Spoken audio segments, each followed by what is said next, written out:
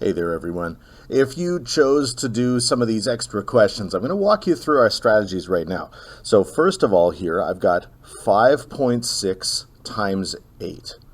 Right? Well, I can use my estimation strategy to know that 5 times 8 is 40, and I'm going to be a little bit higher than this. So again, I'm just using my friendly numbers, my regular multiplication facts that are familiar to me when I do this work. So I know that 6 times 8 is 48.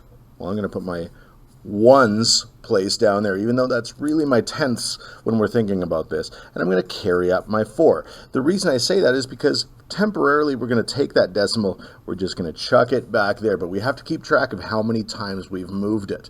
In this case, I've moved it one place. Right? Now I've got 8 times 5, which is 40, plus that extra part here, which is 44. So I'm going to put that there. There's no other place to regroup that. Sorry about the bell. And then I have to bring back that decimal. Right? So I said it would be around 40. My answer for this is 44.8. Well, let's do the next one here. So I've got 6 times 5. I know that that's 30. I'm going to take my 0 and put it there. My 3 is going to get carried up. Then I've got 6 times 4 is 24, plus 3 is 3 more than 24. That's 27, right? So in this case, you'll see my decimal is going to go 1, 2, 3 spots when I multiply, so it has to go 1, 2, 3 spots back.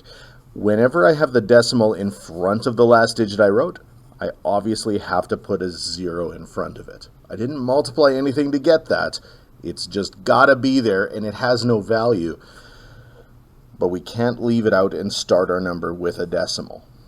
All right, let's look at this one here, and we'll move on. So I'm going to go 1, 2 spots over with my decimal.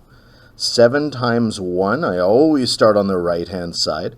7 times 1 is 7. 7 times 2 is 14. Now I have to regroup and put my 10 up there. 7 times 6, well, we know that's 42 usually, but now I'm going to add 1 more, and that makes it 43.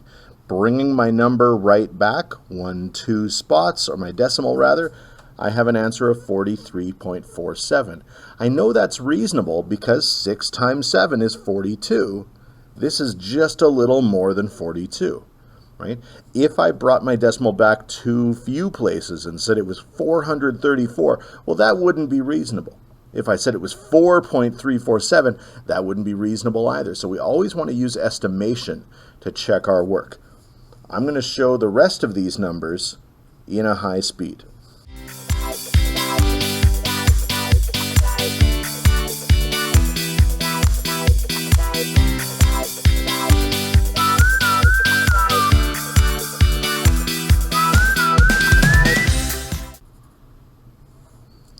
So you can see how we use regrouping to show all of the steps that we need. We are using our partial products and adding those together and bringing our decimal back.